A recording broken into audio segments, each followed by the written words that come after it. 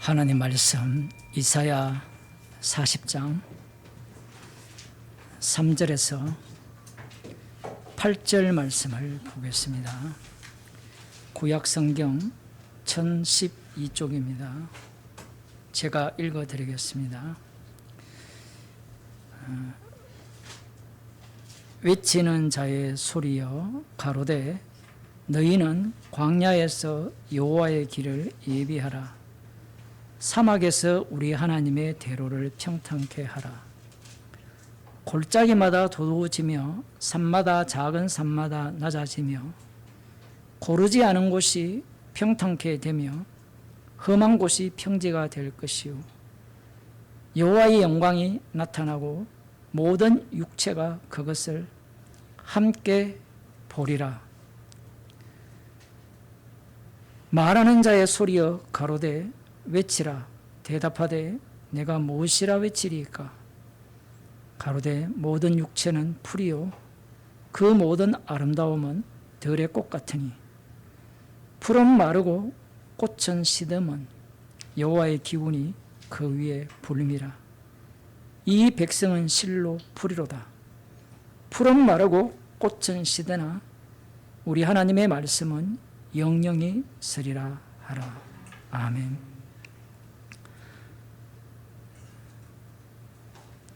광야에서 외치는 소리. 광야에서 여호와의 길을 예비하라. 사막에서 우리 하나님의 대로를 평탄케 하라. 아주 흥미롭죠. 광야, 사막. 광야에서 길을 예비한다. 사막에서 하나님의 대로를 평탄케 한다. 뭐 요즘은 기계가 있으니까 쫙 갈면 되지만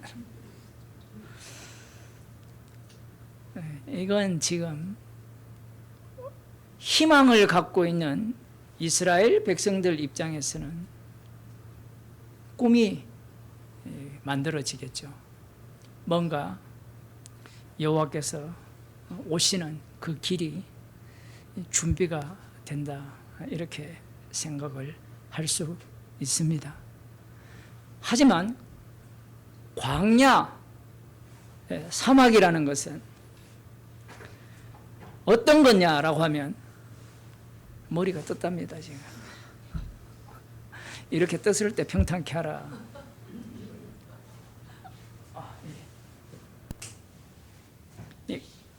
광야에서, 사막에서 외치면 누가 듣겠어요? 들을 자가 있느냐? 이렇게 한번 질문해 볼 필요가 있습니다.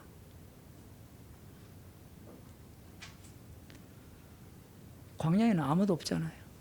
사막에도 아무도 없잖아요.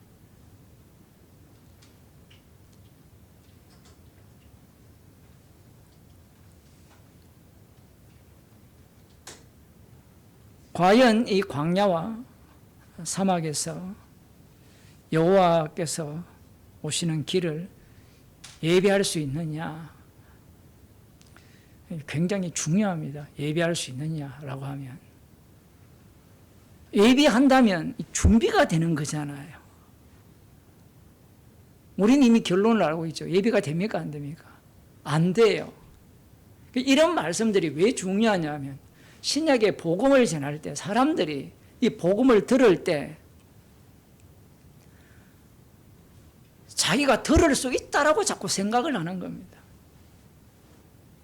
이스라엘 입장에서는 하나님께서 약속을 하셨으니까 뭔가 길이 예비될 것이고, 그럼 예비되는 그 길을 누가 볼 수 있죠?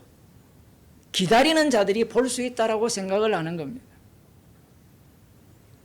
그 다음 보면 골짜기마다 도두어지며 산마다 작은 산마다 낮아지고 고르지 않은 곳이 평탄케 되며 험한 곳이 평지가 될 것이요 라고 했을 때 이것이 부정적입니까? 긍정적입니까? 골짜기는 깊잖아요. 높아지고 산마다, 작은 산마다 낮아지고. 옛날에 객토 정리한 거 기억이 나는데 제 어릴 때 우리 동네 앞에 오면 논이 다 구불구불해요. 그죠? 권사님 그 시절 또 도시에 사셨어요? 시골에 사셨죠? 논이 구불구불 걸어다니는 논두렁으로 걸어다니는 맛이 있었어요. 그때는 논두렁에 콩을 얼마나 많이 심었는지 뭐 촌 사람들만 다 모여가지고 이 객토작도 하고 객토 그러니까 흙을 이렇게 어디에서 퍼왔는지 모르지만 덤프트리 와서 퍼고 그다음에 이제 뭡니까 그 논두렁이랍니까? 논두렁을 다 일직선으로 논을 경작 정리랍니까? 경지 정리 그런 식으로 한 것이 생각나는데 높은 골짜기가 올라가고 산들이 낮아지니까 평탄화 작업이 되잖아요. 광야에서 길을 예비하고 사막에서 여호와의 대로를 이렇게 준비하는 이 과정이라면 이야 이 정도 하면 여호와께서 오시기에 완벽한 고속도로가 아우토반이 깔렸다라고 생각을 할 수 있습니다. 그러면 이것에 대해서 긍정적으로 생각할 수밖에 없죠. 그 다음 보면 여호와의 영광이 나타나고 모든 육체가 그것을 함께 보리라고 했잖아요. 야, 말씀이 왜 이렇게 어려우냐면 여호와의 영광을 모든 육체가 본다고 한다면 누구나가 다 여호와의 영광, 여호와의 대로 골짜기마다 높아지고 산마다 낮아졌기 때문에 거기로 오시는 분을 다 본다라는 이야기를 하잖아요. 그런데 예수님이 오셨어요. 알아본 인간이 있습니까? 없죠. 그리고 더 중요한 것은 그게 여호와의 영광입니까? 십자가에 못 박혀 죽으신 분이 여호와의 영광이 될 수 있느냐라는 거예요. 그러니까 오늘날 교회가 하나님의 영광라고 이야기할 때 대부분 구약적 의미를 담아요. 물론 구약에 나오는 영광도 사실은 그런 의미가 아니지만 인간들은 이런 말씀을 보면서 이스라엘처럼 하나님의 영광이 나타나고 모든 육체가 그것을 함께 볼 것이라고 했으니까 이거 여호와 입의 말씀이니까 반드시 이루어진다라는 거죠. 그러면 이 말씀을 누가 먼저 봅니까? 유대인들이 먼저 보죠. 그 유대인이라는 말은 남은 자 유대인입니다. 그러니까 로마 제국의 지배하에 있고 여전히 디아스포라가 있죠. 오순절날 각 흩어진 곳에서 오잖아요. 그들을 남은 자라고 할 수 있거든요. 그 남은 자들이 이 말씀을 보면 여호와의 영광이 나타난다라고 약속을 했으니까 모든 육체가 본다고 했으니까 여호와의 영광이 나타날 때 여호와께서 오시잖아요. 여호와께서 오시는 길이니까 두 쪽으로 딱 쪼개지겠죠. 지금 여러분이 이 말씀을 보면서 생각을 해야 돼요. 그 유대인들 입장에서는 여호와의 영광은 누구를 위해 오는 겁니까? 자기를 위해 오는 거고 유대인들 입장에서 여호와의 영광이 오면 저 대적들은 어떻게 심판하기 위해서 오는 거예요. 그러니까 그냥 여호와의 영광이 나타나겠네. 육체가 보겠네. 똑같은 육체들이 보는데 둘로 쪼개져 보는 거예요. 문제는 아무도 모른다는 겁니다. 아무도. 이게 하나님의 약속이라는 것이 무서운 겁니다. 우리는 이런 생각을 하잖아요. 날은 날에게 말하고 밤은 밤에게 말한다 하잖아요. 그죠? 들리고 말씀도 재밌어요. 들리는 소리가 없는데 하나님의 영광을 선포한다 하잖아요. 그러면 인간들은 그걸 보면서 이야 하나님의 영광을 선포하네 보입니까? 뭐만 있어요? 말씀만 있죠. 말씀이 있잖아요. 근데 인간들은 그걸 뭐 하려고 합니까? 보려고 하죠. 이런 말씀들이 어려운 거예요. 이런 말씀을 주시면 영광을 본다고 했으니까 모든 육체가 함께 본다고 했으니까 가장 큰 문제가 되는 자들이 누구냐면 이 말씀을 믿고 있는 자들이에요. 믿고 있는 자들이 이 말씀을 붙들고 있는 겁니다. 자, 이 마태복음 3장을 보겠습니다. 누구나가 다 아는 내용이죠. 이사야 40장 그 3절을 어떤 사본에서는 이렇게 되어 있거든요. 제가 읽은 개역 개정에는 광야에 외치는 자의 소리래요. 이렇게 나오는데, 어떤 사본에는 광야에서 외쳐 가로되 너희는 여호와의 길을 예비하며, 이런 내용들이 같이 들어 있습니다. 그때에 세례요한이 이르러 유대 광야에서 전파하여 가로되, 광야죠. 문자대로 그대로 이야기를 합니다. 광야에서 길을 예비하는 거예요. 여호와의 대로를 평탄케 하고 골짜기마다 높아지고 산마다 낮추는 그 작업을 하는 거예요. 그러니까 이게 재밌죠. 그러니까 문자대로 광야에서 세례요한이 외치는데, 실제로는 산마다 이렇게 낮아지고 골짜기를 높이는 그 내용은 회개하라는 거예요. 회개하라. 하여튼 희한하죠. 그죠? 얘기가. 그렇게 되면 다시 이렇게 앞으로 적용해야 되면 광야라는 의미가 어떤 의미냐면 들을 인간 한 사람도 없다라는 겁니다. 말씀이 이렇게 복잡해요. 그냥 문자대로 읽으면 안 됩니까? 문자대로 이야기하지 않기 때문에 그래요. 문자대로 세례요한 자신이 적용을 해놓고 광야에서 외치는데 골짜기마다 높이고 산마다 낮추는 방식이 뭐냐면 회개하라, 천국이 가까웠다, 이 얘기인데 3절에 보면 저는 회개하라, 천국이 가까이 왔다라고 했죠. 회개하라. 그러면 천국이라는 곳은 어떤 곳이나 여호와의 영광이 도래하는 곳이죠. 그러면 왜 회개하라 합니까? 천국이 이 땅에 임하면 어떤 일이 일어난다? 아까 이야기했잖아요. 모든 육체가 영광을 보는데 그 육체가 둘로 쪼개지잖아요. 한쪽은 심판을 받고 다른 한쪽은 그 영광을 받아들이는 쪽이 되는 거예요. 그러니까 회개하라, 천국이 가까이 왔다라는 겁니다. 그러면 세례 요한은 자기가 어디 위치에 갈까요? 이게 되게 흥미로운 겁니다. 세례 요한은 어느 쪽에? 자기는 여호와의 영광을 지금 보고 있는 입장이니까 자기는 심판받는 쪽이 아니라고 생각을 하는 겁니다. 왜냐하면 이사야 40장의 예언의 성취가 세례 요한이잖아요. 그럼 우리도 생각하잖아요. 세례 요한이면 심판을 받아야 되고 구원을 받아야 돼요. 구원을 받아야 되죠. 그 생각이, 나쁜 말 안 쓸게요. 그 생각이 틀렸어요. 그 생각이 엉터리입니다. 본인도 하나님의 지시로 외치는데 우리는 외치면 구원받는다 생각하잖아요. 외치면 구원받는 게 아니라 외치는 자가 자기가 외친 복음 속으로 합류당합니다. 자, 그래서 저는 선지자 이사야로 말씀하신 자라 일러서되 광야에 외치는 자의 소리가 있어 가로되 너희는 주의 길을 예비하라, 그의 첩경을 평탄케 하라. 가로지르는 길로 빨리 오도록 하라는 거예요. 지금 이사야 40장에 이 말씀을 세례 요한이 먼저 앞서서 여호와의 길을 예비하고 첩경을 평탄케 하는 자로서 왔죠. 미리 먼저 왔잖아요. 와서 하는 일이 길을 예비하는 건데 길을 어떻게 예비하느냐가 중요한 거예요. 이 세례 요한이 길을 어떻게 예비하고 어떻게 이 골짜기마다 도두어지게 하고 산마다 낮아지게 하느냐라는 거예요. 그걸 지금 이야기를 하는 겁니다. 그러니까 지금 이 세례 요한이 하는 일을 보게 되면 이사야 40장을 하나님께서 어떻게 성취할 것인가를 세례 요한을 통해서 보여줍니다.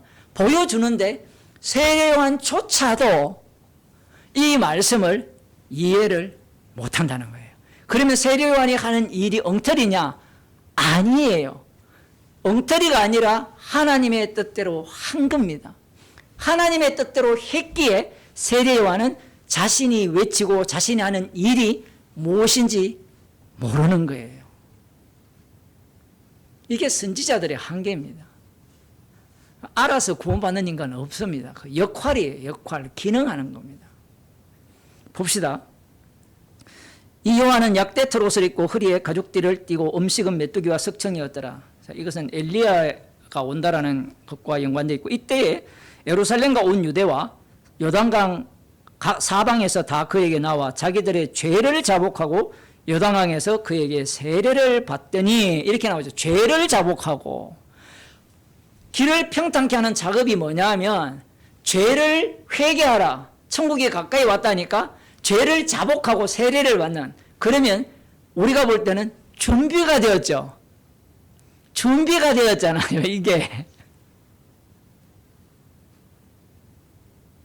이게 준비입니까? 그럼 이들은 천국 갈 준비가 된 거예요? 그다음 봅시다. 요한이 많은 바리새인과 사두개인들이 세례 베푸는 데 오는 것을 보고 이르되, 이들은 세례 안 받거든요. 독사의 자식들아, 누가 너희를 가르쳐 임박한 진도를 피하라 하더냐. 그러므로 회개에 합당한 열매를 맺고 속으로 아브라함이 우리 조상이라고 생각지 말라. 내가 너희에게 이르노니 하나님이 너희 이 돌들로도 아브라함의 자손이 되게 하시리라. 지금 이 세례 요한이 이렇게 외치는 것은 하나님께서 외치라 했기 때문에 그런 겁니다. 이것을 보고 사람들은 바리새인과 사두개인들, 이들은 율법대로 살지 않았구나, 이렇게 생각할 수 있는데, 그러면 빌립보서 3장에서 말하는 사도 바울은 자기가 어떻게 살았다고 합니까? 예? 율법의 의로는 흠이 없이 살았거든요. 회개할 게 없습니다. 자, 어찌되었든 이 세례요한은 외치라는 대로 외치는데, 이미 도끼가 나무 뿌리에 놓였으니 좋은 열매 맺지 아니하는 나무마다 찍혀 불에 던지우리라. 나는 너희로 회개케 하기 위하여 물로 세례를 주거니와 내 뒤에 오시는 이는 나보다 능력이 많으시니 나는 그의 신을 들기도 감당치 못하겠노라. 그는 성령과 불로 너희에게 세례를 주실 것이요 손에 키를 들고 자기의 타작마당을 정하게 하사 알곡은 모아 곡간에 들이고 쭉정에는 꺼지지 않는 불에 태우시리라. 그 여호와의 영광은 심판주로 나타나죠. 그런데 이 심판주는 열매 맺지 않는 자는 찍어서 불에 던지우고 알곡은 모아 곡간에 들이는 심판주입니다. 그러면 열매를 맺는다는 것은 어떤 모습이냐라고 하면 회개에 합당한 열매를 맺어야 되죠. 회개에 합당한 열매. 그럼 이 회개에 합당한 열매가 뭐냐라고 하면, 예를 들어 세리가 남의 돈을 강탈했으면 그걸 회개하고 그 돈을 돌려주면 그러면 심판주의 심판을 면할 수 있습니까? 못 면하죠. 그러니까 세례 요한은 철저하게 육에 속했어요. 육에 속했는데 영에 속한 사람이에요. 그 세례 요한이 지금 이 이사야 40장의 말씀을 성취하는 성취자로서 그 역할을 기능을 할 때 분명히 40장에 이 하시는 이 말씀의 취지를 알고 있습니다. 뒤에 오시는 분이 자기보다 훨씬 이 비교가 안 될 만큼 그의 신발끈 이렇게 풀기도 감당치 못하는, 신을 들고 다니는 종이 있잖아요. 감당치 못하는 분이고 성령과 불로 세례를 주실 분이라는 걸 소개를 하고 있는데, 성령과 불로 세례를 준다는 의미가 뭔지를 몰라요. 그러면 진짜 모르느냐? 아니에요. 자기 방식으로 해석을 하는 겁니다, 세례 요한이. 그러니까 뒤에 가면 오실 그이가 당신이 오리까 묻는 거예요. 그래서 지금 이 이사야서에 말하는 모든 육체가 그것을 함께 보리라 라고 할 때 세례 요한도 봤죠. 자, 중요한 건 여기입니다. 세례 요한은 예수님을 알았어요. 나머지는 몰랐죠. 그죠? 세례 요한만 알았는데, 자, 세례 요한이 예수님을, 물론 세례를 줄 때 성령이 비둘기같이 그 위에 임한 걸 봤잖아요. 그 안으로 들어오는 걸 봤는데, 문제는 그 예수님을 제대로, 그 영광을 제대로 보았습니까? 못 봤습니까? 십자가의 영광을 못 봤어요. 그러니까 모든 육체가 그것을 보리라 했을 때는 모두가 다 소경이기 때문에 아무도 못 본다라는 게 1차적인 적용입니다. 그러면 2차적으로는 성령을 받은 자만 그 영광을 보죠. 성령 받지 못한 자는 그 영광에 튕깁니다. 그리고 최종적으로 예수님이 구름 타고 다시 오실 때 모든 자들이 십자가의 영광을 실제로 목격하게 되어 있습니다. 아니, 그러면 처음부터 그 얘기를 하지 왜 단계를 나눕니까?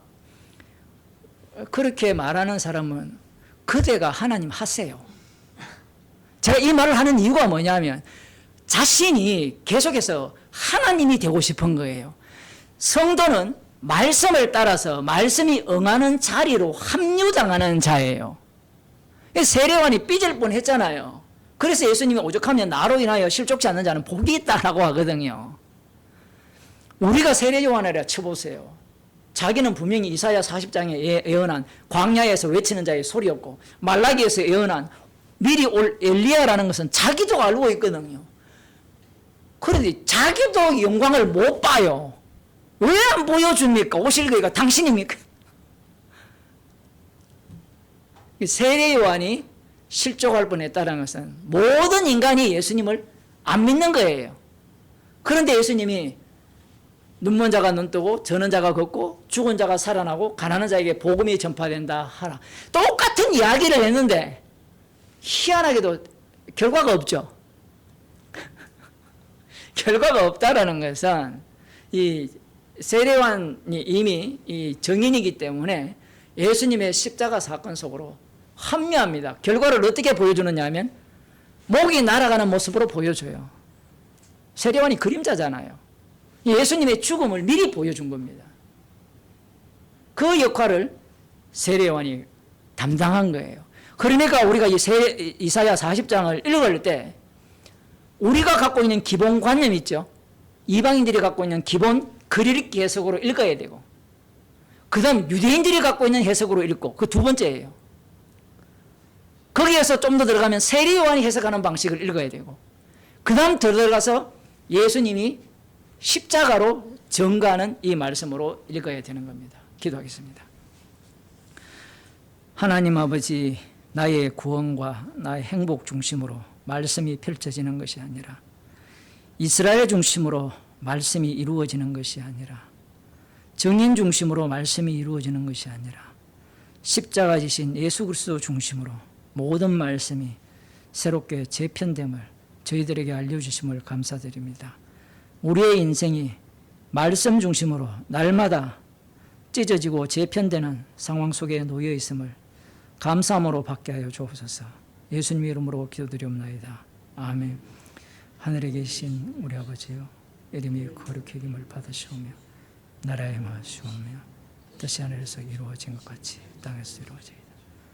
오늘날 우리에게 힘을 양식을 주시고 우리가 우리의 죄진들을 사하여 준 것 같이 우리의 죄를 사하여 주시고 우리를 시험에 들게 하지 마옵시고 다만 악에서 구하옵소서. 대개 나라와 큰 사과 영광이 아버지께 영원히 삼나이다.